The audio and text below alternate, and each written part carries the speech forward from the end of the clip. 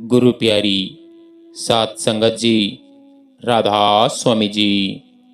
प्यारी सात संगत जी, आज हम एक ऐसे गूढ़ रहस्य पर विचार करने जा रहे हैं जो सुनने में तो सरल है, पर समझने में आत्मा को भीतर तक हिला देता है। संगत जी, आज का सवाल है कि आत्मा सचखंड की वासी होकर भी सचखंड से दूर क्यों है। सुनने में अजीब लगता है, क्योंकि अगर आत्मा सचखंड की वासी है तो उसे वहां से अलग कैसे किया जा सकता है। क्यों उसे बार बार जन्म लेना पड़ता है। क्यों वह इस संसार के दुखों में फंसी रहती है। यही रहस्य है, यही सत्य की खोज की शुरुआत है। संत मत कहता है कि आत्मा कोई साधारण वस्तु नहीं है, यह परमात्मा का अंश है। जैसे समुद्र की एक बूंद समुद्र से ही निकली है, वैसे ही आत्मा सचखंड की गहराई से निकली है।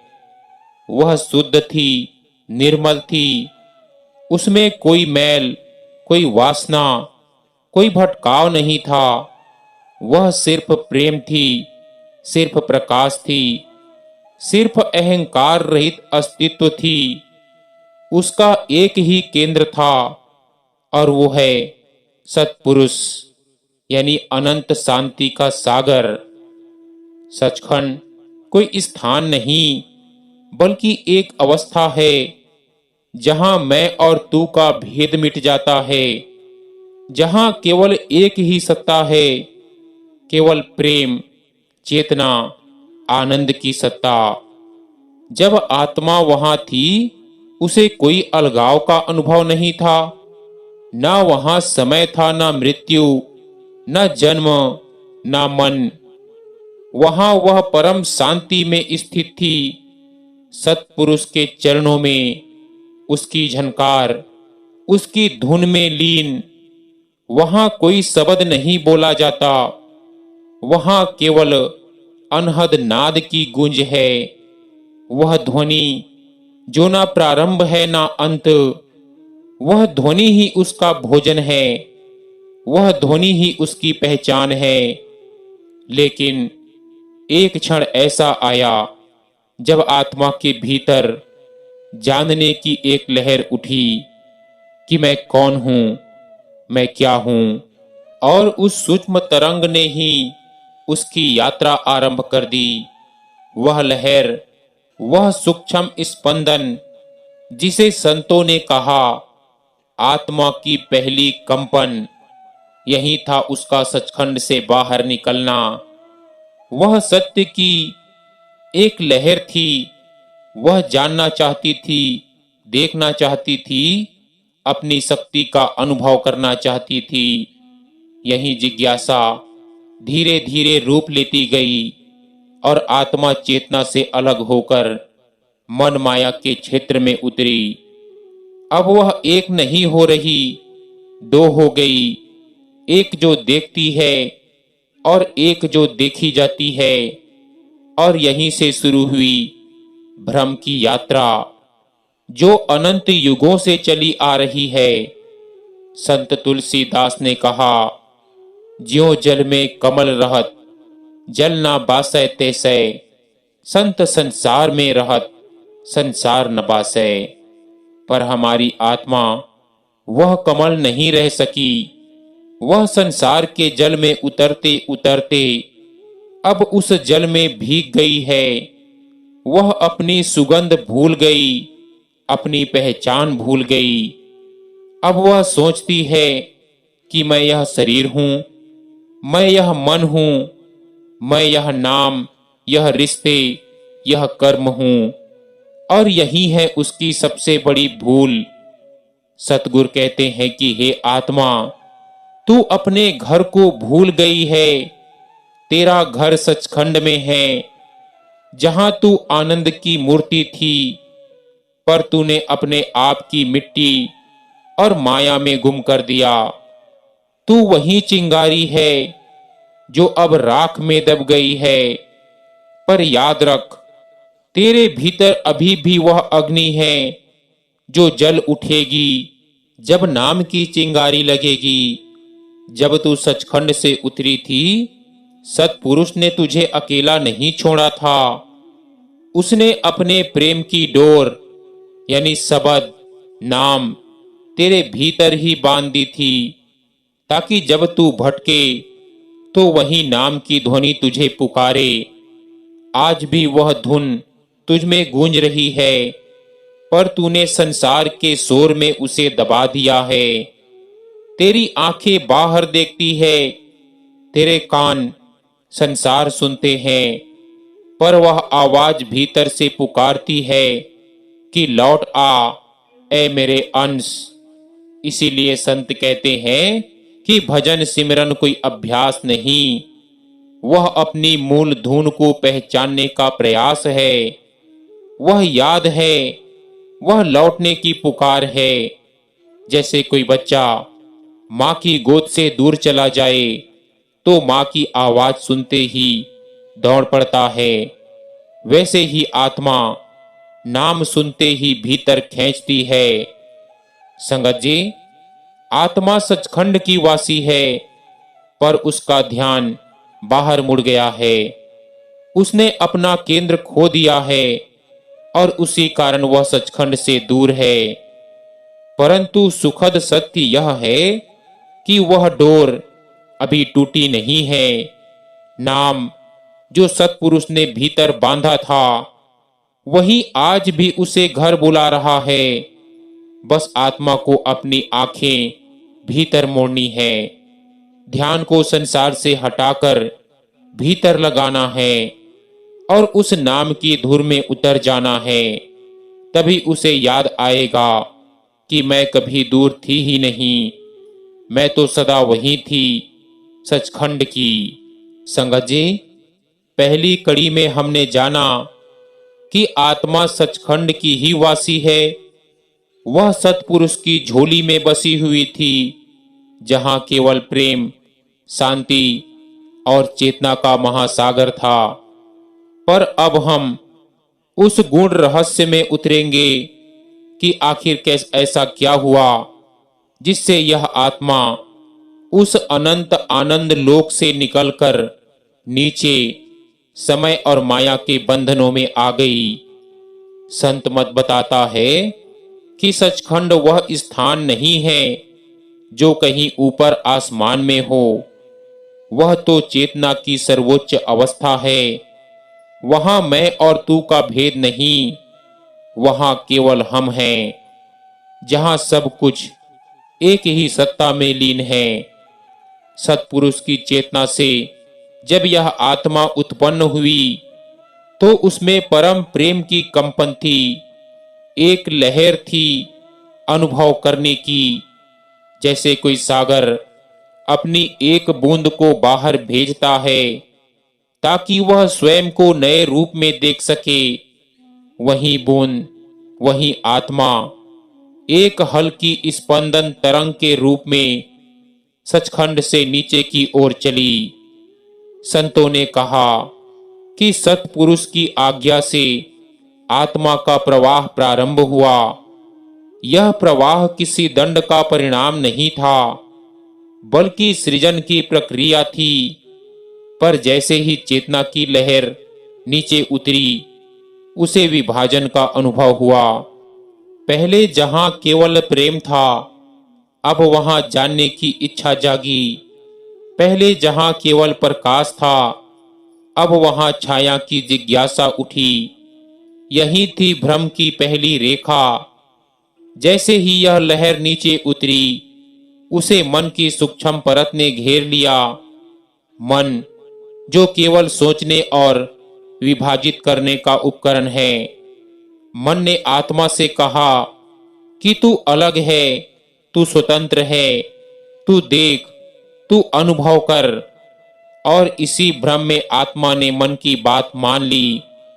अब आत्मा ने अपनी पहचान का एक अंश खो दिया। वह मैं हूं तो कहती रही, पर अब वह कौन हूं यह भूल गई। संत तुलसी साहेब फरमाते हैं, मन ही नारायण मन ही माया, मन ही बांधक मन ही काया। मन ने धीरे धीरे आत्मा को अपने अधीन कर लिया, पहले सूक्ष्म जगत में, फिर स्थूल जगत में, और आत्मा अब अपने ही आवरण में फंस गई। उसके चारों ओर एक के बाद एक पर्दे पड़ गए, पहले मन का, फिर बुद्धि का, फिर अहंकार का, फिर कर्मों का, और अंत में देह का। अब आत्मा जो असीम थी सीमित हो गई, अब वह अनंत नहीं रही, बल्कि शरीर के भीतर सिमट गई। यही वह क्षण था जब सचखंड की आत्मा ने काल के क्षेत्र में प्रवेश किया। अब उस पर समय का प्रभाव पड़ा, कर्मों की रचना शुरू हुई और जन्म मरण का चक्कर प्रारंभ हुआ। यह कोई एक दिन की बात नहीं थी, यह चेतना की अत्यंत धीमी गिरावट थी। पहले वह सत्यलोक में पहुंची जहां अभी भी प्रकाश था, फिर ब्रह्मलोक में जहां ज्ञान का अभिमान था, फिर अंधकार मंडलों में जहां काल का शासन प्रारंभ हुआ। संत कबीर साहिब कहते हैं, तीनों लोक अंधेरो भाई, नाम बिना निस्तारो कोई। यानी जब आत्मा तीसरे लोक तक पहुंची तो वह पूरी तरह काल की पकड़ में आ गई। काल कौन है? वह कोई व्यक्ति नहीं, बल्कि वह शक्ति जो विभाजन से उत्पन्न हुई। जब आत्मा ने एकत्व से द्वैत की ओर देखा तो उस द्वैत में काल का जन्म हुआ। काल का अर्थ ही है समय। जहां समय शुरू हुआ वहां मृत्यु शुरू हुई, जहां मृत्यु शुरू हुई वहां भय आया, और जहां भय आया वहां प्रेम समाप्त हो गया। अब आत्मा जो प्रेम का रूप थी, भय की कैदी बन गई। वह अपने असली घर को भूलकर नए घर बनाने लगी, कभी इस शरीर में, कभी उस शरीर में। संतों ने इसे बहुत सुंदर ढंग से समझाया। सत्पुरुष ने आत्मा को नाम की डोरी से बांधा, पर जब उसने मन की ओर देखा तो मन ने उसे भ्रम में डाल दिया। अब वह नाम की धुन सुन नहीं पाती, क्योंकि उसके कान संसार की आवाजों से भर गए हैं। अब वह भीतर नहीं देखती, क्योंकि उसकी आंखें बाहर की दुनिया में उलझ गई है। यही है आत्मा का सचखंड से अलग होना। ना किसी ने उसे धक्का दिया, ना किसी ने उसे निकाला। वह स्वयं ही अपनी दृष्टि मोड़ बैठी, जैसे कोई राजकुमार अपने ही घर का दरवाजा भूल जाए और भटकते भटकते भिखारी बन जाए। वैसे ही आत्मा भी अपने सत्य को भूलकर इस माया के नगर में भटक रही है। लेकिन सत्पुरुष दयालु हैं, वह अपने अंश को कभी नहीं भूलता। उसने मन काल के नीचे भी नाम की सूक्ष्म रेखा भेजी है, जिसे केवल गुरु ही जागृत कर सकता है। गुरु वही शक्ति है जो आत्मा को पुनः उसकी जड़ों की याद दिलाती है। वह कहता है कि तू बाहर नहीं, भीतर देख, तेरे भीतर ही सचखंड की राह छिपी है। तो संगत जी, आत्मा का सचखंड से अलग होना कोई दंड नहीं, बल्कि एक भूल है। दृष्टि की भूल, स्मृति की भूल, पहचान की भूल। वह भूल जो युगों से चली आ रही है, परंतु जब आत्मा फिर से नाम को पकड़ लेती है तो वही डोर उसे सीधा ऊपर ले जाती है। मन काल के पार, समय के पार, वापस अपने अनंत घर की ओर। संगत जी, दूसरी कड़ी में हमने जाना कि आत्मा कैसे अपने ही भ्रम से सचखंड की ऊंचाई से नीचे उतरी। कैसे मन की एक लहर ने उसे सत्य से अलग कर दिया। अब हम तीसरी कड़ी में जानेंगे कि काल और माया ने कैसे आत्मा के चारों ओर अपना जाल बुन दिया, कैसे वह दिव्य चिंगारी अंधकार के आवरणों में खो गई। संत कबीर साहिब कहते हैं, काल भये कराल, माया भई ममताल, दोनों मिली जाए बुनिया, फंसी जीव बेहाल। काल वह शक्ति है जो समय और मृत्यु की सीमाओं में बंधी है। माया वह आकर्षण है जो सबको मोह लेती है। जब ये दोनों मिले तो बना यह भ्रम का संसार, और उसी भ्रम के जाल में आत्मा फंस गई। जब आत्मा नीचे उतर रही थी तो उसे पहली बार विभाजन का अनुभव हुआ। वह एकत्व से द्वैत में आ गई, और द्वैत में आते ही आकर्षण और विकर्षण की शक्तियां उत्पन्न हुई।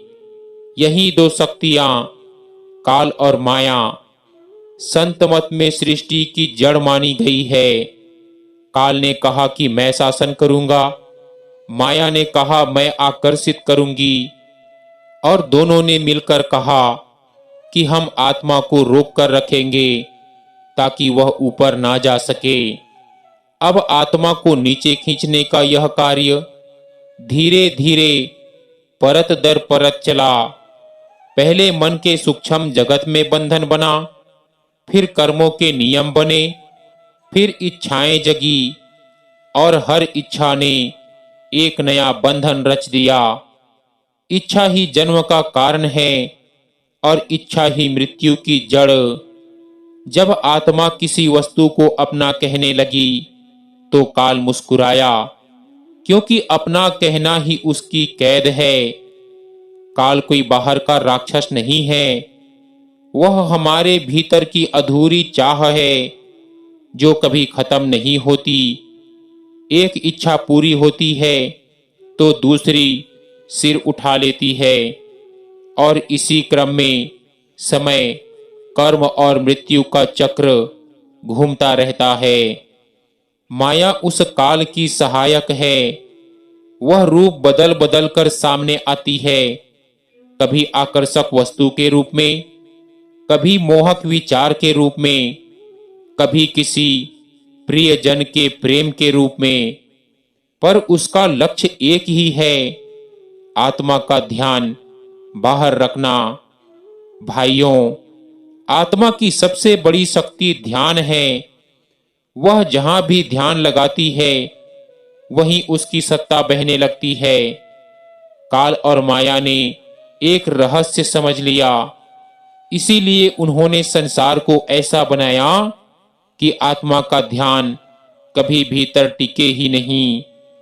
कभी धन की चिंता, कभी शरीर का आकर्षण, कभी परिवार की उलझन, कभी भविष्य का भय। हर पल कुछ ना कुछ ऐसा होता रहे कि आत्मा बाहर ही उलझी रहे। संत तुलसी साहिब कहते हैं, माया महाठगनी हम जानी, दिन दिन ठगत जगत की नानी। माया ठगनी है पर बहुत मधुर है। वह पहले मीठा देती है, फिर विष पिलाती है। वह पहले सुख का स्वप्न दिखाती है, फिर दुख की जंजीर पहनाती है, और बेचारी आत्मा उसके जाल में फंसकर बार बार जन्म लेती है, बार बार मरती है, पर रास्ता भूल जाती है। काल माया का यह जाल केवल बाहरी नहीं, यह हमारे भीतर भी है। हमारे मन में जो संकल्प विकल्प चलते हैं वही इस जाल की डोर है। जैसे मकड़ी अपने जाल में खुद ही उलझ जाती है, वैसे ही आत्मा भी अपने विचारों, अपने कर्मों, अपने भय और अपनी इच्छाओं में उलझी है। लेकिन इस संसार के अंधकार में एक शक्ति और भी है, वो है गुरु की शक्ति। सतगुरु उस नाम धुन के माध्यम से इस जाल को काटने आते हैं। वे आत्मा को याद दिलाते हैं कि तू इस जाल की नहीं, तू तो उस सत्य की संतान है जहां काल माया की पहुंच ही नहीं। गुरु आत्मा को बताते हैं कि यह संसार वास्तविक नहीं, यह तो एक स्वप्न है जो जागने पर मिट जाता है। संगत जी, काल माया का जाल कितना भी गहरा क्यों ना हो, नाम उससे भी ऊंचा है। नाम उस सीमा से परे है जहां काल का अधिकार नहीं।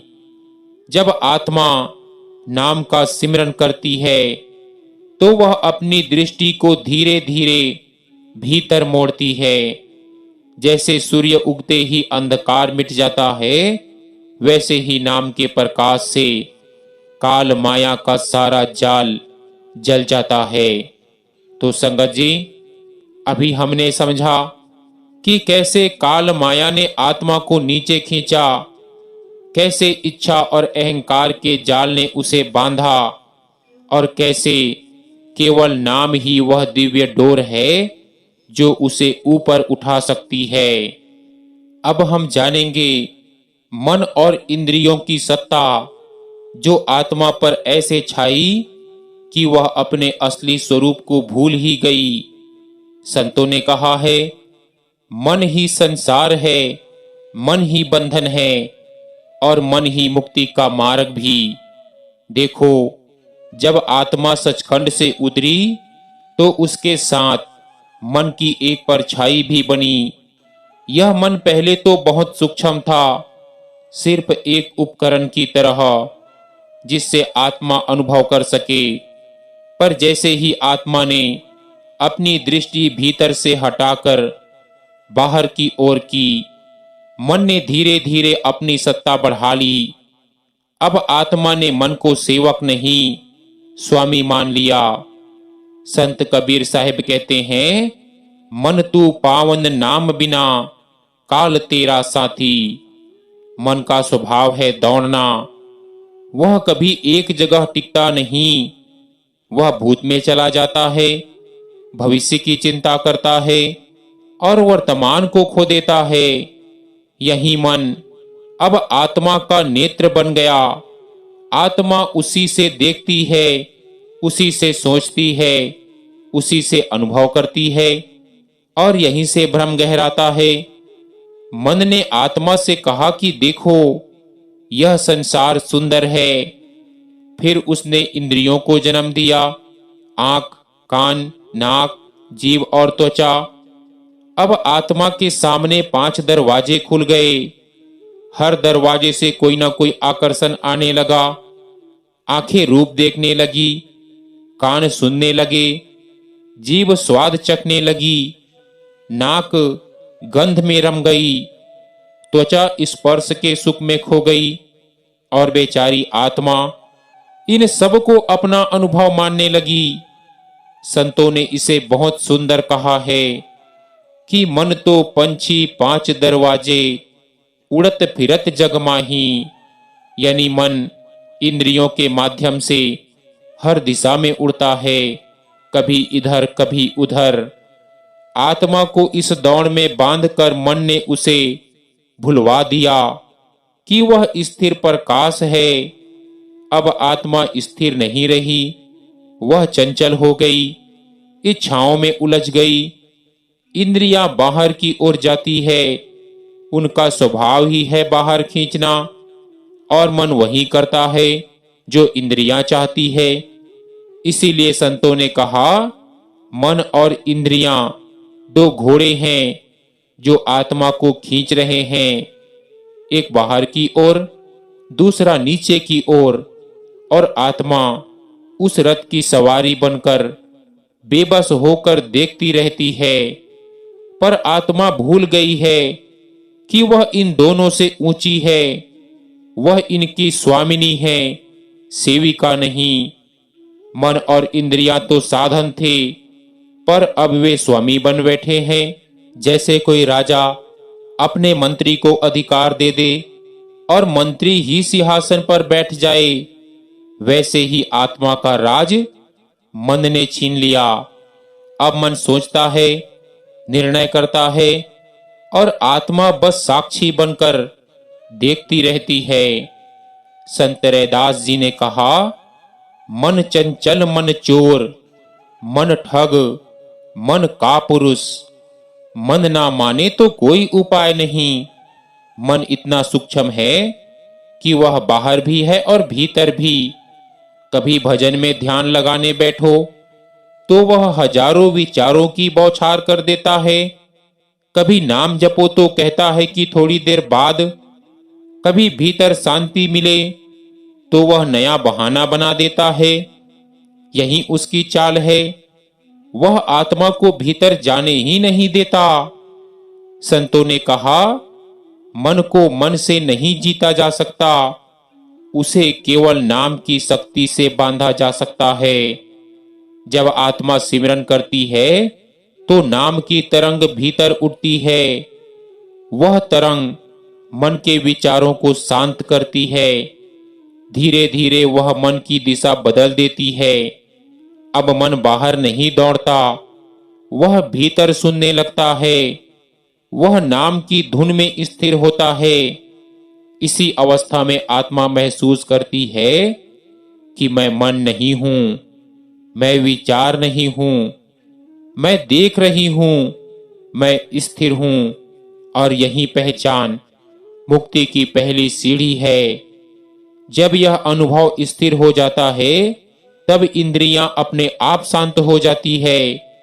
अब आंखें भीतर देखती है, कान भीतर सुनते हैं और जीभ भीतर रस लेती है। वह रस जो नाम का रस है, जो प्रेम का रस है, जो सचखंड का ही स्वरूप है। मन और इंद्रियों की सत्ता तभी तक है जब तक आत्मा उन्हें अपना मानती है।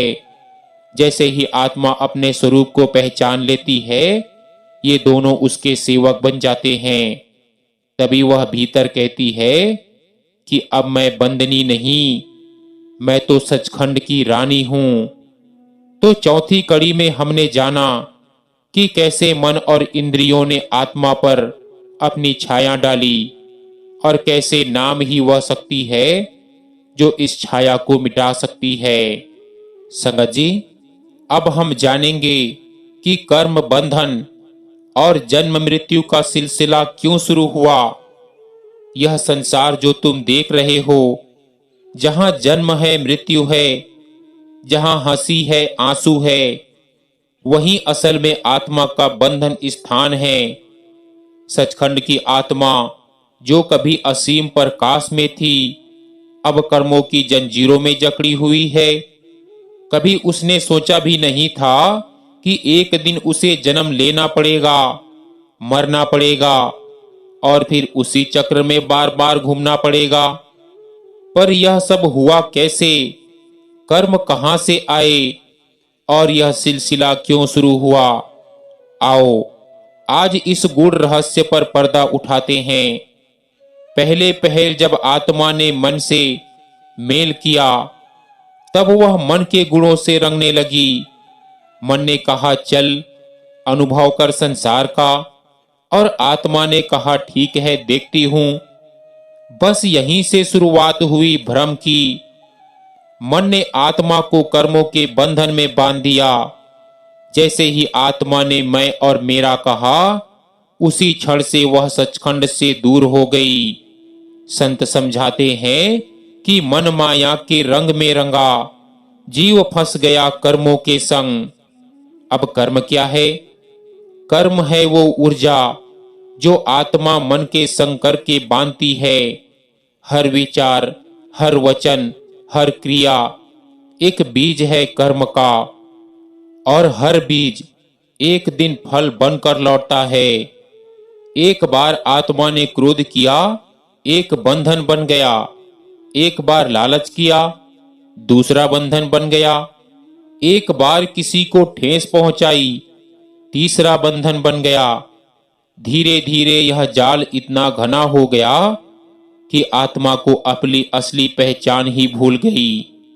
अब हर जन्म एक नया हिसाब बन गया। कोई जन्म पुराने ऋण को चुकाने में बीतता, तो अगला जन्म नए ऋण जोड़ देता और इस तरह जन्म मृत्यु का सिलसिला एक अंतहीन घूमने वाला चक्र बन गया। संत तुलसीदास कहते हैं, कर्म प्रधान विश्व रचि राखा, जो जस करे सो तस फल चाखा। जीव ने जो बोया वही काटा, कभी राजा बनकर सुख भोगा, कभी भिखारी बनकर दुख झेला, कभी माता के आंचल में हंसा, तो कभी बेटे के वियोग में रोया, पर आत्मा वहीं रही, सिर्फ पात्र बदलते गए। एक बार एक साधक ने बाबा जी से पूछा कि महाराज जी, हम इतने जन्मों से क्यों घूम रहे हैं? बाबा जी मुस्कुराए और बोले कि बेटा, तुमने अपना घर छोड़ दिया था। अब जब तक तुम घर का रास्ता याद नहीं करते, तब तक यह घूमना चलता रहेगा। कर्मों का बंधन कोई दंड नहीं है, यह तो आत्मा के अपने कर्मों का प्रतिबिंब है। जैसे दीवार पर जो तुम फेंकोगे, वह वहीं लौटकर तुम्हें ही लगेगा। जब आत्मा माया के रंग में रंग जाती है, तो वह मन के आदेशों पर चलने लगती है। फिर मन उसे बार बार कहता है, यह कर, वो कर, यह अच्छा है, यह बुरा है, और आत्मा यह सोचती है कि वही उसका स्वभाव है। लेकिन सच यह है कि आत्मा कभी कर्म करने वाली नहीं थी, वह तो केवल साक्षी थी। कर्म तो मन करता है, पर फल आत्मा को भुगतना पड़ता है, क्योंकि उसने मन से अपनी पहचान जोड़ ली। अब प्रश्न यह उठता है कि इस अंतहीन कर्म चक्र से मुक्ति कैसे मिले? संत उत्तर देते हैं, भजन सिमरन ही वह ज्वाला है जो कर्मों की गांठ को काट सकती है। जैसे आग में डालने से रस्सी जल जाती है, वैसे ही नाम स्मरण में डूबने से कर्मों के बंधन जल जाते हैं। जो जीव सच्चे नाम में रम गया, उसके लिए कोई कर्म बंधन नहीं रह जाता। इसीलिए बाबा जी बार बार कहते हैं कि भजन सिमरन को अपनी आदत बना लो, क्योंकि जब नाम मन में बस जाता है तो मन शांत होता है, और जब मन शांत होता है तो कर्म ठहर जाते हैं। जैसे सागर में लहरें शांत हो जाए तो भीतर का गहरापन दिखाई देने लगता है, वैसे ही जब मन की लहरें शांत होती है तो आत्मा अपने असली स्वरूप को देखती है। याद रखो, कर्म चक्र तब तक चलता रहेगा जब तक आत्मा कहती रहेगी कि मैं शरीर हूं, मैं मन हूं, और यह चक्र टूट जाएगा जब आत्मा कहेगी कि मैं आत्मा हूं, मैं सतलोक की वासी हूं। तभी वह अपने असली घर की ओर लौटने लगेगी। यही समझ ही मुक्ति की शुरुआत है। संगत जी, जिन्होंने अपनी पहचान भूलकर संसार की धूल में खुद को ढक लिया है, संतों की वाणी उन्हीं के लिए है। संतों का स्वर कोई बाहरी आवाज नहीं, वह आत्मा के भीतर से उठने वाली पुकार है। एक पुकार जो कहती है कि हे जीव, तू अपने घर लौट चल। संतों का संसार में आना कोई संयोग नहीं है, वे भेजे जाते हैं।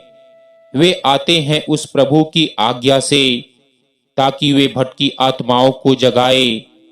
वे दूत हैं, सचखंड के दूत, जो नीचे उतरते हैं इस काल खंड में, जहां आत्मा अंधकार में पड़ी है, जहां मन ने उसे बांध रखा है। संतों की वाणी में वो शक्ति होती है जो पत्थर जैसे हृदय को भी पिघला देती है। वे कहते हैं कि हे आत्मा, तू कहां भटक रही है? तेरा घर ऊपर है, तू नीचे क्यों गिर गई? वे झकझोरते हैं क्योंकि आत्मा सोई हुई है। वह संसार के सपनों में खोई है, कभी धन का सपना, कभी मान का सपना, कभी रिश्तों का, कभी भविष्य का। और संत कहते हैं कि जागो प्यारे जागो, यह सब सुपना है। तुम्हारा घर तो अनंत है, जहां न जन्म है ना मृत्यु। कबीर साहब पुकारते हैं, घर को आ रे पंछी, घर को आ, क्यों परदेश में फिरत है। वे कहते हैं कि हे आत्मा, तू उस घर की है जहां आनंद ही आनंद है, जहां प्रेम का सागर है, जहां कोई वियोग नहीं। लेकिन तू यहां संसार के दलदल में फंसी है, जहां हर सुख के पीछे दुख खड़ा है, हर हंसी के पीछे आंसू छिपे हैं।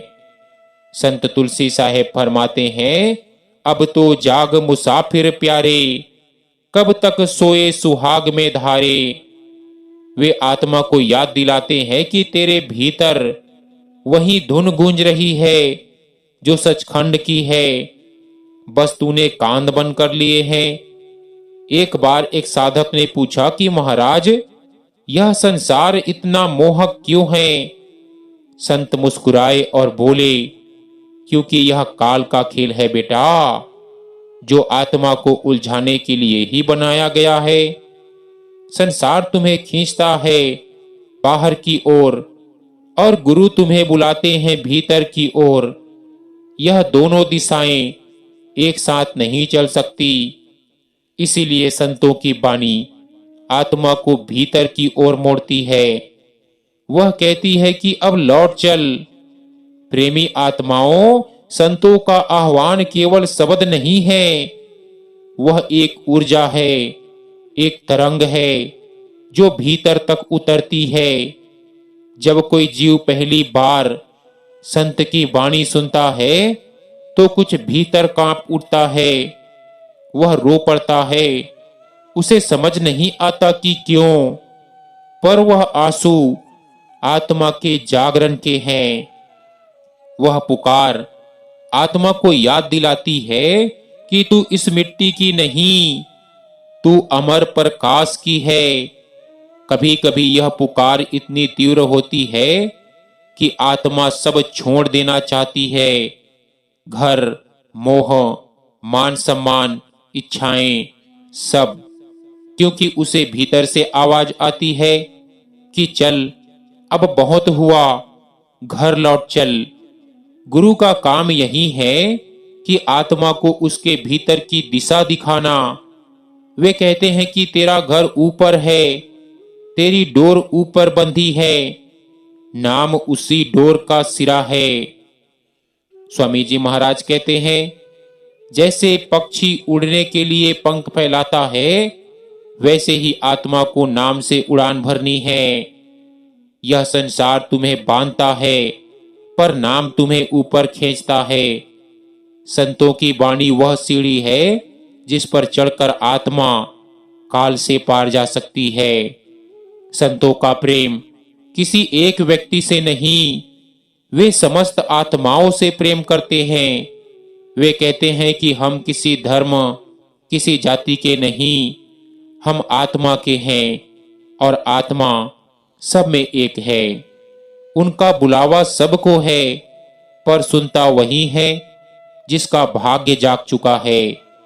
जैसे रेडियो की तरंगे हर जगह है, पर सुनता वही है जिसके पास ट्यूनर है, वैसे ही संतों का आह्वान हर आत्मा तक पहुंचता है, पर समझता वही है जो भीतर से पिघल चुका है।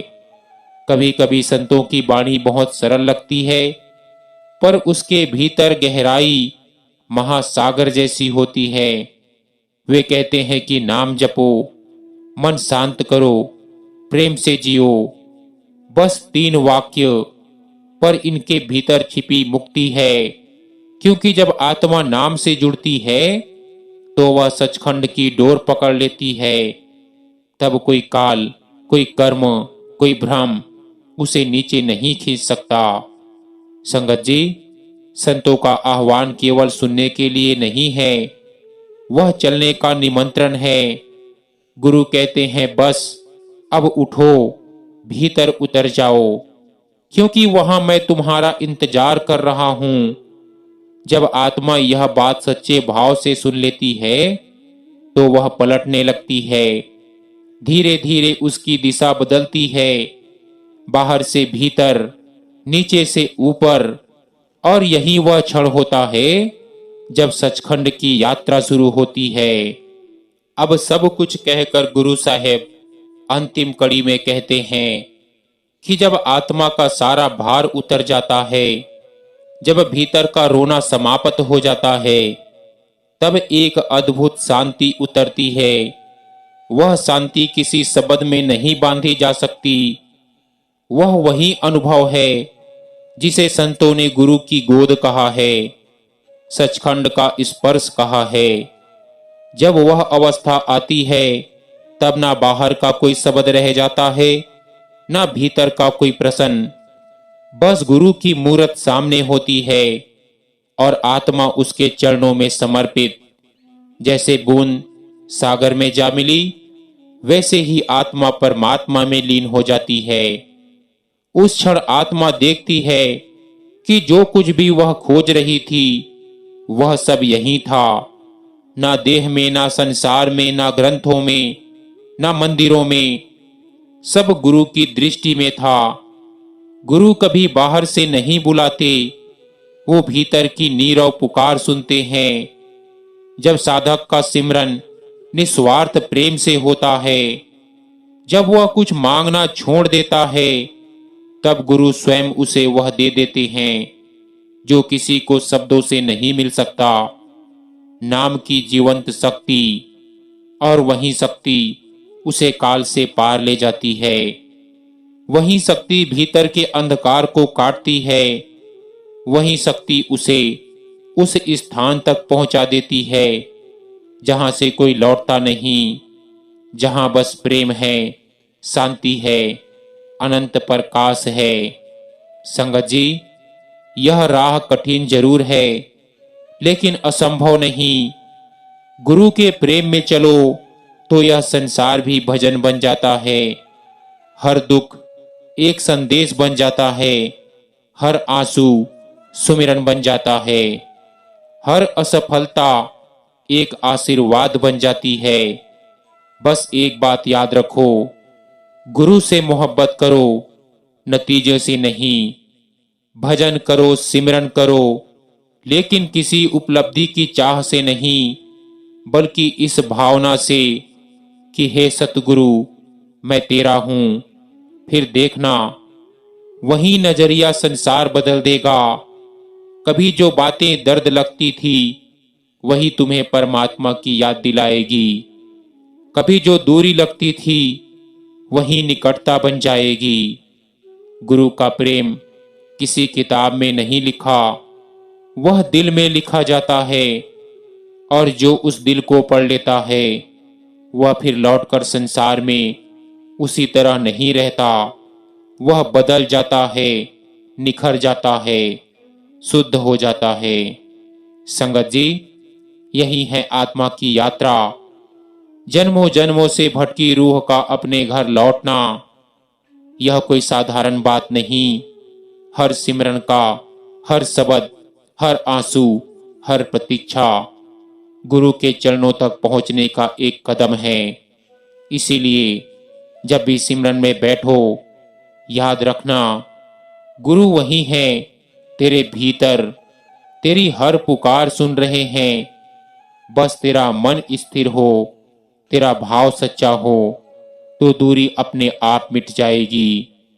राधा स्वामी, यह शब्द सिर्फ नाम नहीं, यह आत्मा और परमात्मा के मिलन का सेतु है। इससे जुड़ जाओ, गुरु स्वयं उस पार पहुंचा देंगे। सो गुरु प्यारी सत्कार योग साध संगत जी, आज का यह सत्संग हमारा यहीं समाप्त होता है। विनती है कि सत्संग वीडियो को ज़्यादा से ज़्यादा सत्संगी भाई बहनों के साथ शेयर भी जरूर कीजिएगा।